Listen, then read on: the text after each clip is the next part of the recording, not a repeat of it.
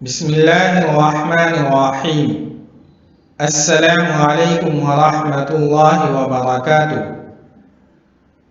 ناظرین، آج ہم آپ کو آئینہ دیکھنے کی دعا کے بارے میں بتائیں گے۔ حضرت علی رضی اللہ عنہ سے روایت ہے کہ نبی کریم صلی اللہ علیہ وسلم جب آئینے میں اپنا چہرہ انور دیکھتے تو یہ دعا پڑھتے تھے: اللہم انت حسنت خلقی فحسن خلقی۔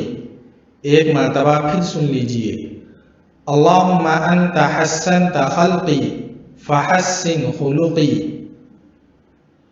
ترجمہ: اے اللہ، آپ نے میری صورت اچھی بنائی، آپ میری سیرت یعنی اخلاق بھی اچھی کر دیجئے۔